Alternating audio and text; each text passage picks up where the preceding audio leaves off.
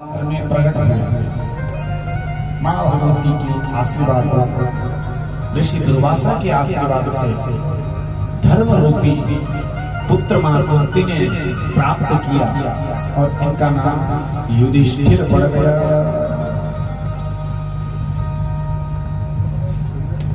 फिर कालांतर में दूसरा मंत्र पढ़ा।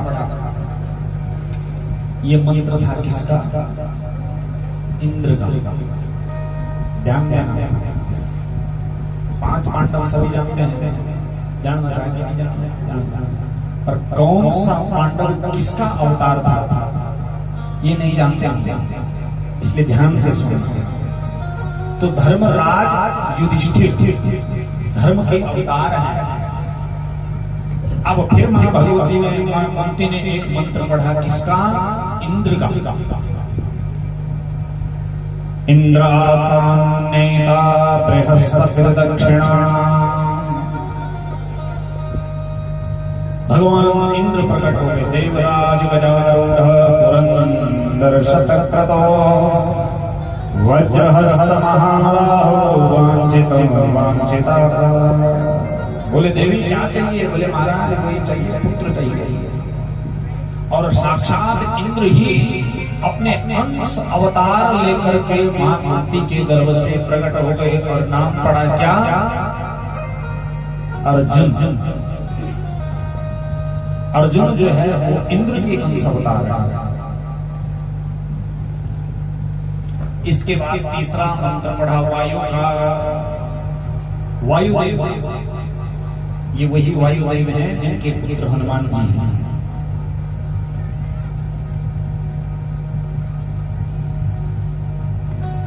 वायु का मंत्र पढ़ा तो वायुदेव प्रकट हो गए।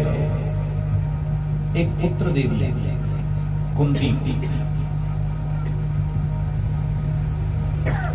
और यही वायु अंश अवतार लेकर मां कुंती के माध्यम से भीम के रूप में प्रकट हुए। वायु के पुत्र हैं भीम। 3 पुत्र हुए कुंती से। तो माद्री रोने लगी, हे दीदी मेरे तो कोई पुत्री नहीं चाहिए। तब मां कुंती ने दया करके, दया भाव से सूर्य के 2 पुत्र हैं अश्वनी कुमार। अश्वनी कुमारों के 2 मंत्र जो है माद्री को दे दिए। अश्वनी कुमार 2 भाई हैं, जुड़वा भाई। इनके लिए, अश्वनी कुमारों के लिए, दोनों भाइयों के लिए वेदों में एक ही मंत्र लिखा है। सबसे बड़ी बात यह है, मंत्र तो एक है पर लेकिन भाई 2 हैं। तो अश्वनी कुमारों की जो 2 मंत्र जो है माद्री को दे दिए, और माद्री ने भी वो मंत्र पढ़ा। और कालांतर में नकुल और सहदेव, ये 2 भाई जो हैं ये माद्री के माध्यम से प्रकट हुए, और ये स्वयं सूर्य के पुत्र अश्वनी कुमार ही हैं। अब ये 5 भाई ही पांडव कहते हैं।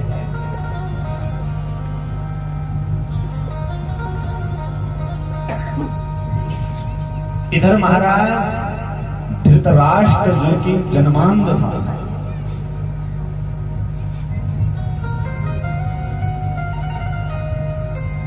ब्योनी चौंकने लगे। बोलो राधे राधे। हाँ क्या बात, आज आप सुस्त हैं ना? राधे हाँ, वे सबको भी गए वाला घर फटाफट खाओ है, फिर वहां सही। हाँ सुस्ती तो आएगी तो, पर एक काम करा ना तो दिन हम भात खा के आओ। बोलो राधे राधे। रोटी खा के आओ तब सुस्ती नहीं आई। तो आज धृतराष्ट्र का विवाह नहीं हो रहा था। धृतराष्ट्र का विवाह नहीं हो रहा था।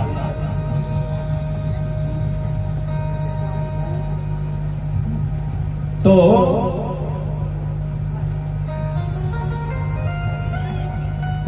योजना ऐसी बनाई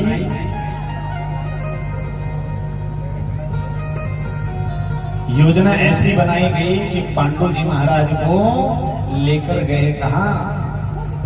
गांधार देश।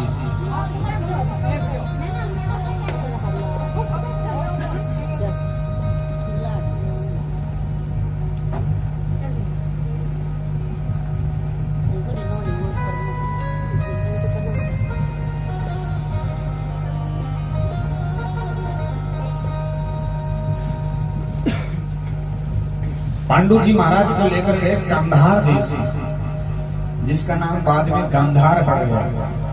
और आज जो है वो गांधार देश कहां है? अफगानिस्तान।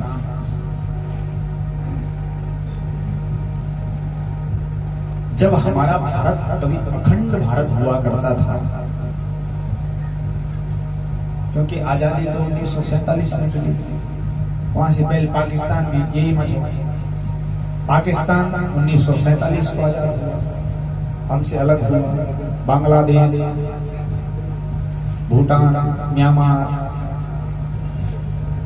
अफगानिस्तान, ये जब एक अजनाब खंड था, जब आर्यावर्त क्षेत्र था, अखंड भारत था, तब अफगानिस्तान भी इसी का। तो बंटवारा तो बाद में हुआ। हाँ, अपने इतिहास के बारे में भी कुछ जानकारी हो तो बढ़िया है। असुरी खाए पकाए से यहाँ का फायदा क्या? बोलो राधे राधे। हाँ? अब आप कहें हमें क्या जरूरत? तो ज्ञान तो कोई ज्ञान पर खाली नहीं जाऊं हमारा, सीखूं कभी खाली नहीं जाऊं।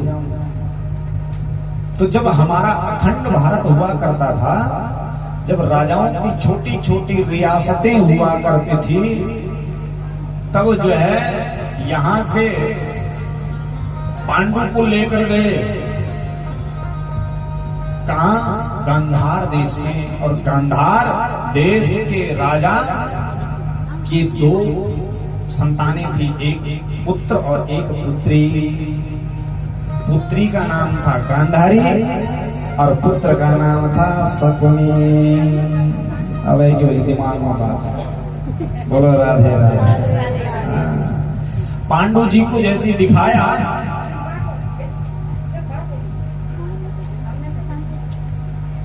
अच्छा आप हल्ला मत करो बस। अच्छा पीछे एक आदमी बैठ जाओ, पुरुष वर्ग में से। कहाँ गए है कोई? हाँ बैठ जाओ, और जो भी आए उधर ही बिठाओ। तब ब्रेक देंगे बीच में, सीधे 4:30 बजे एक भजन होगा। उसी समय आप जो भी आपको करना होगा, अब उधर ही बैठ जाओ। अब मैं न घचो बार बार। बोलो राधे राधे। जब मेरे दिमाग में कहे कि अब मेरी सबसे बड़ी विशेषता ये है, कथा था सभी लोगों में, पर मेरी विशेषता ये है, मैं कभी पुस्तक और कागज नहीं रखता अपने पास। 1000 जीबी का जो ये दे रखा भगवान ने ना, इसमें सब स्टोर है। भागवत हो, देवी भागवत हो, राम कथा हो, शिव पुराण हो, वामन पुराण हो, नरसिंह पुराण हो। मैं कभी कागज को कुछ नहीं धरूंगा। देख लो तुम चल के हो कुछ नहीं मेरे पास, सब यही भरा है। जरा सी फूस उड़ गई तो फिर तुम नहीं मन गर्म। बोलो राधे राधे। बस रात फूस उड़ गई, झड़क मत पकड़। तो रात भर कपाल पकड़ी बैठे, तो ये जो फ्यूज उड़ गई तो कई दिनों तक निरा बैठे। तो ये को फ्यूज ना उड़ाए हमारा। हाँ, तो तब तक बैठ जाओ, कोई बात नहीं चल, बाद में हो जाओ। बोलो राधे राधे। हाँ। तो महाराज गांधारी और शकुनी दोनों भाई बहन है, पर पांडु को ले गए दिखाने के लिए। गढ़ में एक कहावत सुनिए, बोल तुम्हारे नहीं सुनी तो सुन लिया। दिखौंद बोल गुड़ और चटोर पिन्ना। सुनिए आज बड़े बड़े सुनिए नए पिन्ना भी गुरु ऐसी होता है, गुड़ की तरह पिन्ना हुए तो सुरंग को भी काम होंगे, ठेकेदार लोग सुरंग बढ़ वे पर बिल्कुल जैसा पिघला हुआ गुड़ है। तो कैन कहावत बने हुए कि दिखाई तो गुड़ जब चटौने बाहर आए तो वे तो पिन्ना चटाई देंगे। तो कहावत से तो वो नहीं हुई किया। पांडु जी महाराज को दिखाया ठीक है वर बढ़िया है, हाँ ठीक है, गांधारी को पसंद आ गया। पर जय दिन बारात गए हुए दिन धृतराष्ट्र लेकिन महाराज बैठा दी घोड़ा मारा। धोखे से विवाह हो गया। जब इस गांधारी को पता लगा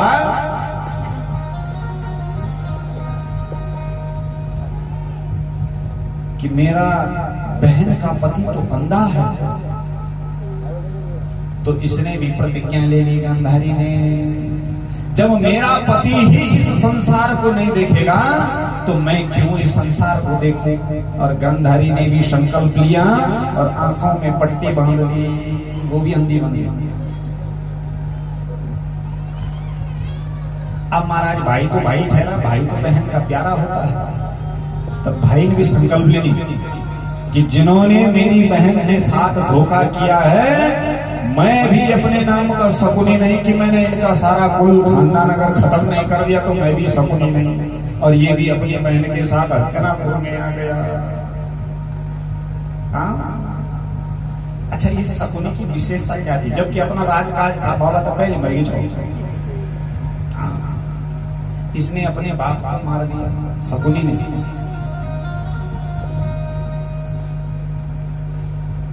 शकुनी ने अब बाबा पहले मार के किया क्या? अपने पिताजी की हड्डियां निकाली और हड्डियों से गोटियां बना ली। गोटी कौन सी? जिससे इसने पासा खेला। ये पासा जो थी, पासे की जो गोटियां थी ना, ये कुछ और नहीं, ये एक बाबा का हड्डा छावा। पर लेकिन उन गोटियों की विशेषता ये थी कि जैसे शकुनी बोलता था वैसे ही वो गोटियां काम करती थी। और इसने उठाई अपनी चौपड़ भी और गोटी भी और दरिन थैला पर और सीधे पहुंची हस्तिनापुर। यही था इसके पास एक अस्त्र। और फिर इसने महाराज वो चाल चली,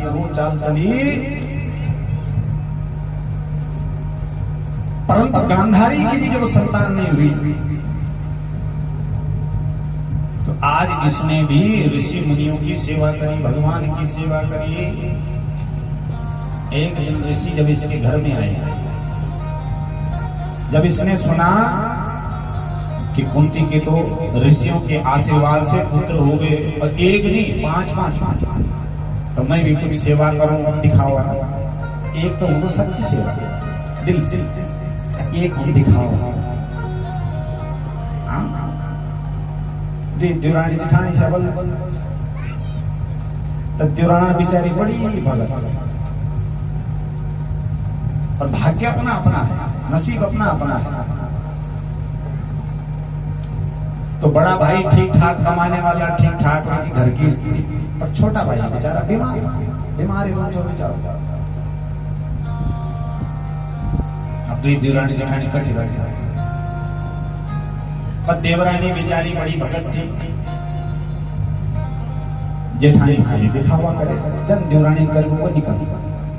हाँ, होते हैं कई लोग दिखावा करने वाले, दिखावा इतना करने में महाराज तो है कुछ नहीं, वास्तविक कुछ नहीं। अब यह हुई एक दिन जन देवरानी करो तब जेठानी भी करो।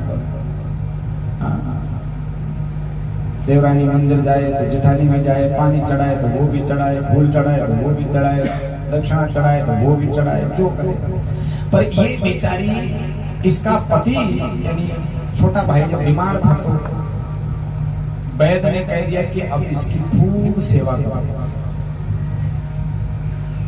इसको जो है बीमारी है और ये मर जाएगा बेचारा, इसलिए इसकी सेवा करो। अब ये बेचारी तो पहले से ही सेवा करने वाली है, ये बेचारी अपर आदमी की खूब सेवा करने लगी।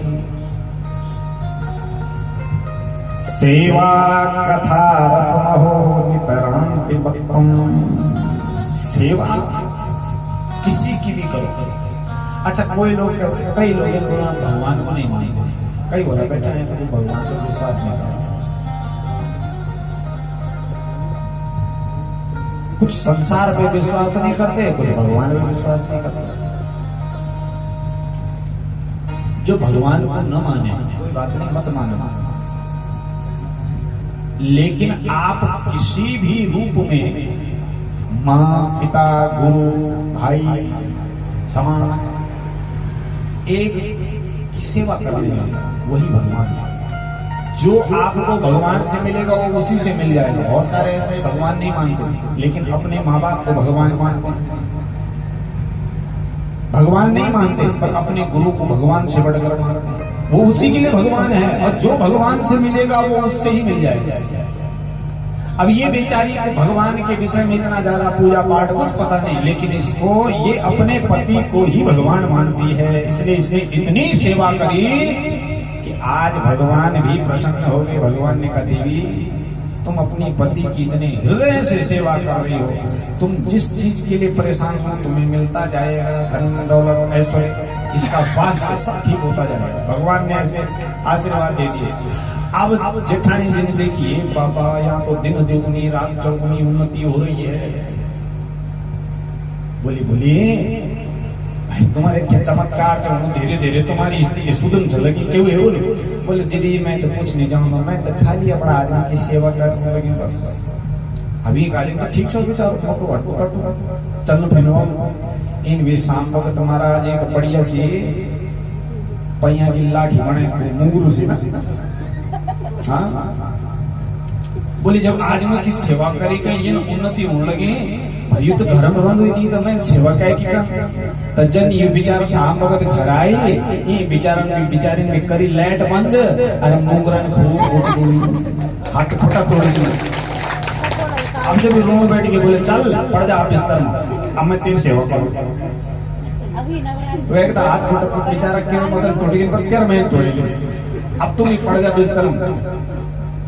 अब सेवा चलने लगी, देवरानी जेठानी में सेवा चल रही, बोले बोले भीतर वो बेचारा था फिर किस्मत बीमार पर एक हाथ घटाया भीतर दिखावा। परंतु असली तो असली होता है। कितना भी उसको अगर नकली पर आप करती वगैरह की पॉलिश कर दिया, बाजार में देखा तो नकली गहने मिलते हैं सोने के पानी चढ़ाए हुए। असली सोना पहनो तो वो अपना रंग में ही रंगे रहेगा, लेकिन जो नकली होगा वो 2-4 दिन बाद पॉलिश उतरने लग जाएगी, असलियत दिखने लग जाएगी।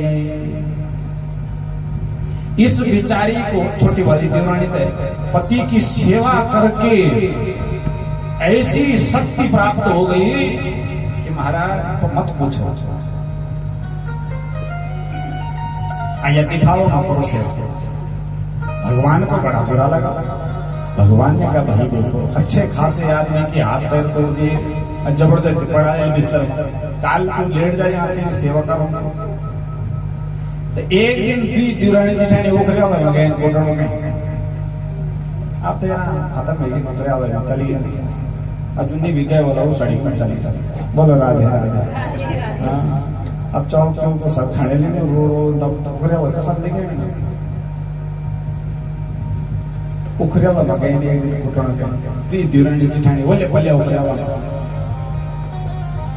अब जनी देवरानी ना बोले गिजाली उठाए तनी बिचारो भीतर बैठे बोली पानी चैन जरा पानी मांगी जोर से बह लगे। ये बेचारी जब एन उठे तो वो गिजाली बंदी छोड़ दी, पर शक्ति इतनी क्यों वैसी की वैसी टंगी रह गई। अभी बेचारे ना पर आदमी तक पानी पानी पिलाए सेवा कर फिर पड़ा आई में गिजाली पकड़ी फिर घुटने लगी। जेठानी ने देखी वही की बुद्धि खाई। मैंने बोली बाबा है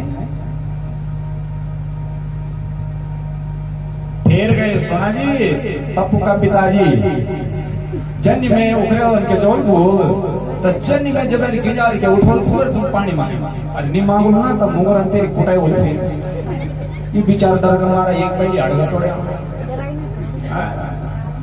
अब ये देखने लगे बेचारा खिड़की बड़ी बहर कि जन्नी पप्पू की मांग उठा ली तनी मैं पानी मांगी। भगवान को बड़ा बुरा लगा। देखो दिखावा हो रहा है, भक्ति नहीं है, दिखावे की सेवा है। जनी गिनाली उठाए तनी वैन भीतर बैठे चिल्लाए पानी दी पानी। अभी ये थोड़ी गिनाली देखण बैठी अटी की ना अटी आ गिनाली महाराज मत बैठे गिनाली से तो मां गाड़ी खोल दी। बस तब ये बेचारे तब कह को पानी तब ये दिन का देता तो और कुटे हुए बेचारे के भीतर बोले तेरा पानी चक्कर में ना कटे। कहने का तात्पर्य ये है कि दिखावे की भक्ति से ना कट जाती है। उन्हें दिखावा किया, इसने तो मन से किया, अब वो दिखावा कर रही है। तो यहां भी ऐसी स्थिति हुई। कुंती को 5 पुत्र मातृ और कुंती को 5 पुत्र प्राप्त हो गए। गांधारी ने सोचा इनके 5 कैसे हो गए। हे महाराज, संतों के चरणों में गिर गई, महाराज मुझे पुत्र चाहिए। संतों ने कहा भाई तेरे भाग्य में तो पुत्र तो है ही नहीं, क्या करें बता। बोले नहीं चाहिए ही चाहिए, नहीं तो मैं अपने प्राण त्याग दूंगी। अब महाराज जब मरने की नौबत आई तो ऋषि मुनियों की सोची, बोले हम पर कहिए ऐसा ना हो कि हमारे आगे स्त्री मर जाए और हम पे उसका पाप लग जाए। तो संत ब्राह्मणों ने एक फल दिया उसको, आशीर्वाद के रूप में एक फल दिया और इसने फल खाया। लेकिन जब खाया तो उस समय इसके मन में ये सब नहीं, इसने का पता नहीं दिया है होगा कि नहीं होगा। ब्राह्मण विद्या नहीं बोलन, जोगी विद्या नहीं बोलन, झूठ साथ झूठे हैं, चलो खा लेते हैं, देखी जाएगी। श्रद्धा, श्रद्धा जरूरी चाहिए। आप जो भी कर रहे हैं वो श्रद्धा और भाव से करो, नीति दिखावा करे ले, दिखावा नहीं। लाली देखन में चली, जित देखूं तितला, लाली मेरे लाल की मैं भी हो गई लाल। इस संसार ऐसे ही है, इस चकाचौंध में हम भी बनी। बस तो इस बेचारे ने भी फल खा लिया, फल खाई। संतों का आशीर्वाद, ब्राह्मणों का वचन, भगवान की सेवा और भगवान के वचन कभी व्यर्थ नहीं जाते। एक न एक काल में वो सत्य हो जाते हैं, समय लगता है।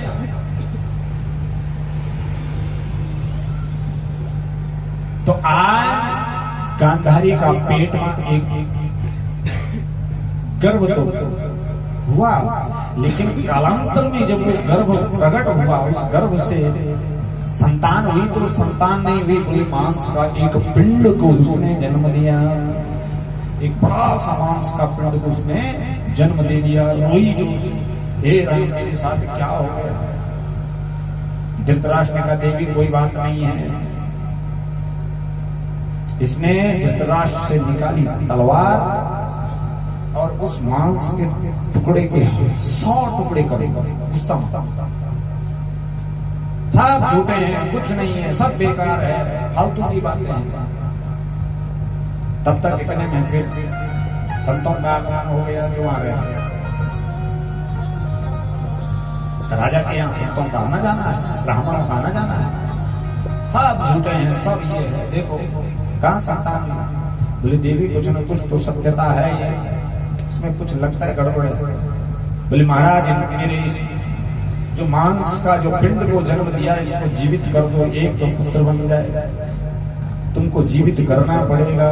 और ऋषियों ने उस पर मारा, जल का छींटा, 100 के 100 टुकड़े जो है वो 100 पुत्र के रूप में प्रकट हो गए। बोले भक्तवत्सल भगवान की जय। और तब गांधारी के 100 पुत्र हो गए।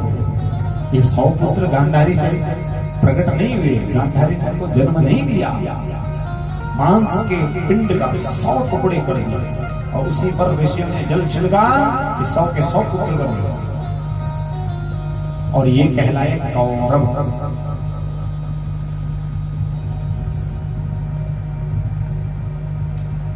पर महाराज भाई जो बैठा है गांधारी का, अब इसने बढ़िया चल रहा, सब कुछ ठीक ठाक चल रहा है, सब बढ़िया चल रहा है, भाइयों में प्रेम। मैं तो आज भी समाज को यही शिक्षा दूंगा कि बाहर से चाहे कोई आपके भाइयों के प्रति कितनी भी फूट डाल दे, लेकिन भाइयों में इतना विवेक होना चाहिए कि वो अपने भाई के प्रति हमेशा समर्पित रहे, चाहे कोई कितना भी भड़का दे। हाँ, आजकल होता है ना कि दूसरा का प्रेम देखिए, भाई नहीं, भाई तो हैं ही, कई कई भाइयों में प्रेम होता है तो फिर महाराज बहुओं में अनबन होने लग जाते हैं, जिसकी मजबूरी ये हो जाती है कि उसको अपना भाई को भी त्यागना पड़ जाता है। तो विशेष कर ये रहे कि देवरानी जेठानी के पर बहनी की तरह रहो, और भाई अपने भाई के साथ अगर पीठ लगा के रहे। मैं कह रहा हूँ दुनिया में कोई ऐसी शक्ति नहीं कि जो आपका बुरा कर दे, संगठन में ही शक्ति है। भाई 105 किसी की इतनी ताकत नहीं कि जो हस्तिनापुर की ओर नजर उठा के भी देख ले, क्योंकि एक से एक बलिष्ठ योद्धा हैं उनके पास। परंतु अब शकुनी ने भाइयों में ही फूट डालना चालू कर दिया, 100 को अलग कर दिया और 5 को अलग कर दिया।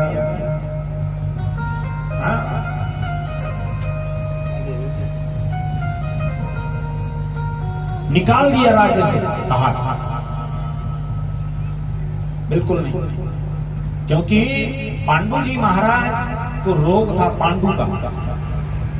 अच्छा, मरे कैसे? तो एक दिन ये हुए कि ब्रह्म मुहूर्त में, सुबह ब्रह्म मुहूर्त में 4 बजे से 3 बजे से और 5 बजे तक 2 घंटे का ब्रह्म मुहूर्त होता है। तो एक ऋषि पत्नी ने ऋषि से कहा, बोले प्रभु मेरी इस समय काम की इच्छा हो रही है। बोले देवी ये तो बहुत बड़ा घनिष्ठ पाप है कि ब्रह्म मुहूर्त में पति और पत्नी संसर्ग करें, ये इस समय बड़ा पुण्य मुहूर्त है। बोले नहीं, अगर तुम मेरे साथ संसर्ग नहीं करोगे तो तुम्हें नरक जाना पड़ेगा, तुम्हारी भक्ति असफल हो जाएगी, तुम्हारा ज्ञान असफल हो जाएगा।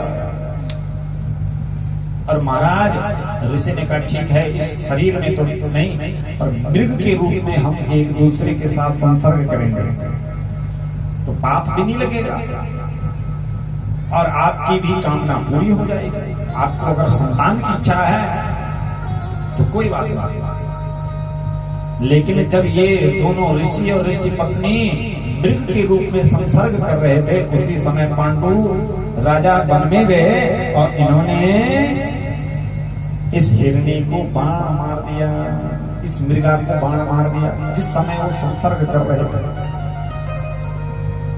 तुरंत उसी समय ऋषि अपने उसमें आए, बोले महाराज मुझसे गलती होगी। बोले गलती नहीं, जाओ मैं तुझे शाप देता हूं, जिस प्रकार तूने संसर्ग करते समय मेरी स्त्री को बाण मारा, प्राण लिए, तू भी जब किसी स्त्री का स्पर्श करेगा तो उसी समय तेरे भी प्राण चले जाएंगे, अन्यथा तू 100 साल तक भी नहीं मरेगा। मृत्यु का कारण कुछ न कुछ बनता है, मौत हमेशा कुछ बहाना लेकर आता है। पांडु जी महाराज इतने पराक्रमी थे कि मौत भी इनका सामना नहीं कर सकती, बहुत पराक्रमी राजा था। सोचा कि अब मैं स्त्री से दूर रहूंगा, जंगल में गए, अपनी ही पत्नियों से दूरी बना ली, तुम मेरे पास मत आना, ऐसा ना हो कि मैंने तुम्हें छू गया और मैं मर गया। चल रहा था, ठीक चल रहा था, पर एक दिन माद्री सुबह स्नान करके आ रही थी नदी से, तो पांडु को प्यास लगी। पांडु ने जैसे ही जल मांगा तो माद्री का हाथ पकड़ लिया। माद्री का हाथ जैसे पकड़ा, बोले देवी मेरी भी संसर्ग करने की इच्छा हो रही है। माद्री ने बोला नहीं, तुम्हें ऋषि का शाप है। बोले नहीं, और जैसे ही स्पर्श किया माद्री का, पांडु मर गया, शरीर छूट गया। राजा बने धृतराष्ट्र, और जब राजा ही अंधा हो जाए तो फिर प्रजा का क्या हो सकता है? हाँ, अब वोट आने वाले हैं, वोट भी देते हैं इलेक्शन में। ये ध्यान देना कि वोट देते समय ये मत देखो कि चाचा है, ताऊ है, भाई है, बहन है, क्या है क्या नहीं। हम इस राजनीति में पड़ जाते हैं, हालांकि मेरा कोई राजनीतिक संबंध नहीं है, लेकिन राजा अंधे को मत बनाओ। राजा उसको बनाओ कि जो आपको सुरक्षा दे सके, आपका विकास कर सके, आपका जो विनाश कर दे वो राजा नहीं है, चाहे प्रधान से लेकर प्रधानमंत्री तक।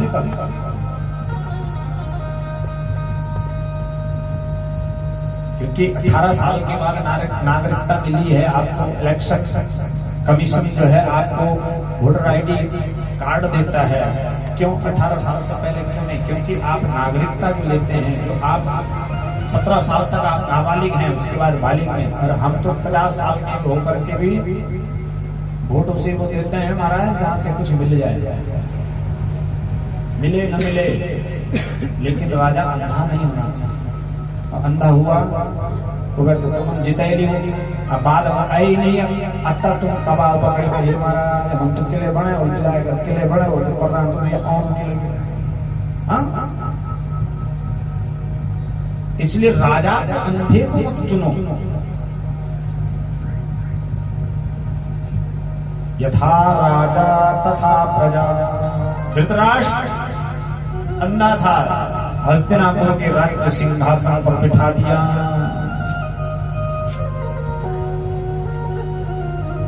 तो धृतराष्ट्र जो है वो आंखों से ही अंधा नहीं था। एक तो होते आंखों के अंधे और एक होते आंख होके भी अंधे। बोलो राधे राधे। हाँ, कुछ लोग आंख होकर के भी अंधे हैं, जो बुराइयों को देखते हुए भी उस पर बोलता नहीं है, वही आंख से अंधा है। किसी पर जुल्म हो रहा है, तुम देख रहे हो, चुपचाप बैठे हो, तो तुम ये मत सोचो मेरी पे आंख है मैं देख सकता हूं, तुम अंधे हो। किसी की बुराई तुम सुन रहे हो तो ये मत सोचना कि मैं कान वाला हूं। बुराई सुन के भी अगर तुम उसका उत्तर न दो, हरि गुरु निंदा सुनहि झुका। भगवान की निंदा, गुरु की निंदा, माँ की निंदा, पिता की निंदा, भाई की निंदा, देश की निंदा, धर्म की निंदा, धर्म शास्त्रों की निंदा जो सुनता है वो कान होते हुए भी बहरा है। और होता क्या है? हो ये पाप ढाट समान। उसको गौ हत्या का, ब्रह्म हत्या का पाप लगता है, कन्या हत्या का पाप लगता है, जो बुराई को सुन के भी सह लेता है। तो राजा अंधा बहरा ठीक नहीं, अब बना दिया। चलाने वाला कौन? अगर आप अंधे हो गए तो फिर दूसरा आपका फायदा उठाएगा। इसलिए विवेक से चलो। अंधे का मतलब आंख से नहीं। क्योंकि जब आप ऊपर चढ़ते हैं ना समाज में, तो जैसे जैसे हम ऊपर चढ़े वैसे वैसे हम अंधे होते चले गए। हाँ, ज्यादा पद मिल गया, बड़ी प्रतिष्ठा मिल गई, मान सम्मान मिल गई, पैसा ज्यादा मिल गई, तो वो अंध हो जाओगे। नहीं कहते कि अंधा होगा। और जब कोई अंधा हो गया तो दूसरा सपनी आपको बर्बाद करने के लिए खड़ा है। तब कई सपनी है समाज में, वो किसने सपनी लग जाना। तब जरा से कोई उठनी, जरा सा कोई दो रोटी बढ़िया खाने लग जाए तो 50 सपनी ऐसे मिल जाते हैं आपस में कि इसको बर्बाद कैसे किया जाए। इसलिए महाराज भले आप कमाओ, बढ़िया कमावा, बढ़िया नाम कमावा, बढ़िया धन कमावा, पर वेगा पिछाड़ी तुम अंध ना बना कभी। और जै दिन तुम अंध हो गया वे दिन की सपनी तुम बर्बाद कर ले। क्योंकि अंधा देख नहीं सकता, वो सुनकर ही विश्वास करता है। बहुत सारे लोग ऐसे कान के कच्चे, वो आंखों से अंधे हैं होते हुए भी। जैसे बढ़िया पति पत्नी में, माँ बाप में, सब परिवार में बढ़िया प्रेम है, अरे काम करे लिचू बिचू। और आपने घर गए और सीधे आओ देखा न ताऊ कान से सुन लिया, उसको देखा नहीं और सीधे परिवार में हिंगा मुंगरी चालू हुई, वो बिगाड़ने के लिए। तो इसलिए जो लोग हैं कान सुन करके आंखों पर भी विश्वास करो, आंखों से देखो तभी उसको सत्य मानो। पर यहाँ तो स्थिति है कि राजा ही अंधा है। अब सुनने में ही विश्वास रखेगा भाई, और सुनाने वाला कौन है? शकुनी। और शकुनी ने तो संकल्प ले रखा है कि तुमको बर्बाद करके छोड़ूंगा। कह दिया महाराज इनको निकाल दो, तुम्हारे राज्य में इनका क्या काम, बिना बात के बेटे। महाराज और मां कुंती इन पांचों को लेकर जंगल जंगल भटकने लगी। राज्य मांगा, दिया नहीं, बहुत कुछ किया, नहीं। अंत में भगवान नारायण ने ही स्वयं अवतार लेकर श्री कृष्ण के रूप में एक बहुत महाभयंकर महाभारत का युद्ध करवाया। हक के लिए, अपने अधिकारों के लिए युद्ध हुआ।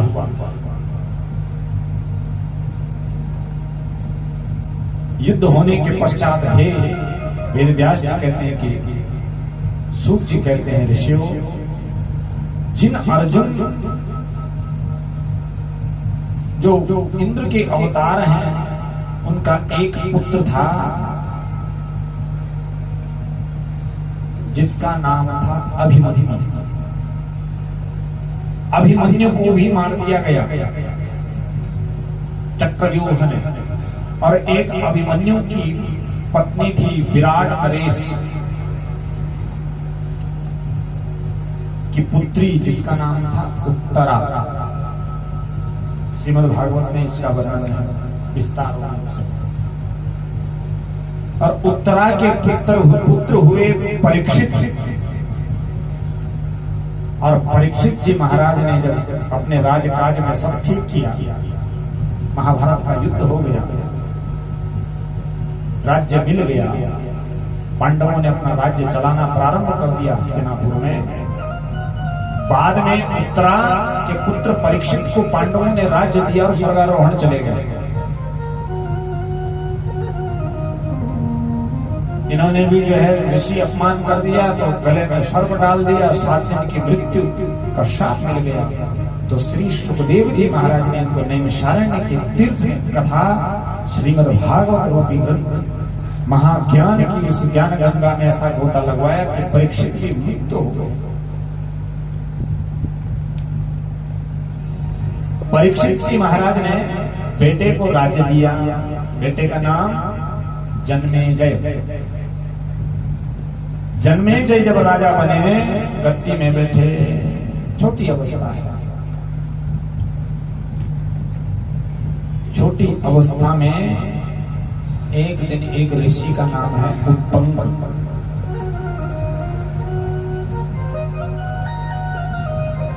उत्तंक ऋषि ने राजा को भड़का दिया। हे राजा, तुम यहाँ बैठ बैठ के सो रहे हो? बोले महाराज क्या किया जाए? बोले तुम्हें पता है तेरे पिता की मृत्यु कैसे हुई? बोले नहीं। बोले मैं बताता। तेरे पिता को सर्प ने काट दिया और वो मर गया और तू यहाँ सो रहा है। बोले तो महाराज मैं क्या करूं? बोले तुम एक सर्वनाशक यज्ञ करो। बोले महाराज आप करो, जो भी हमसे बनेगा हम करेंगे। राजा ने सारी व्यवस्था जोड़ दी और यज्ञ प्रारंभ हो गया। अब तो महाराज उत्तम ऋषि ने यज्ञ प्रारंभ कर दिया और यज्ञ की जो है अग्नि प्रचंड जलने लगी। जितने सर्पों के मंत्र पड़े, सर्प महाराज जगह जगह से खींचे चले आ रहे हैं। जैसा एक सपेरा जो है ना, सर्पों को बिल से निकाल देता है बाहर बीन के द्वारा। तो मंत्रों में भी इतनी शक्ति की, जब मंत्र पढ़े तो जगह जगह से देश देश प्रदेश अनेक देशों से, इतना नहीं, पाताल से लेके और स्वर्ग पर्यंत जहां जहां सर्प छुपे पड़े थे सबको आना पड़ा, खींचे चले आए। सब भस्म हो गया।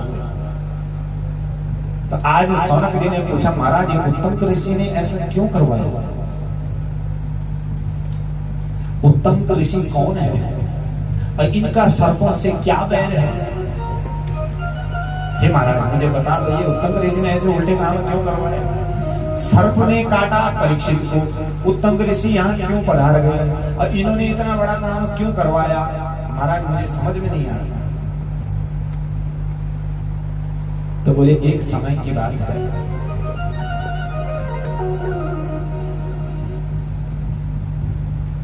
कि हमारे इस भूमंडल पर एक ऋषि हुए जिनका नाम है कश्यप।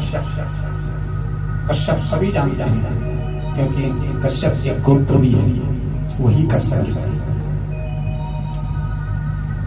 कश्यप ऋषि के पिता है महाराज मरीचि। मरीचि ऋषि हुए और मरीचि के पिता है ब्रह्मा जी, यानी ब्रह्मा जी के पोता है कश्यप। कश्यप ऋषि की 13 पत्नियां किसकी बेटी है? दक्ष की, दक्ष प्रजापति।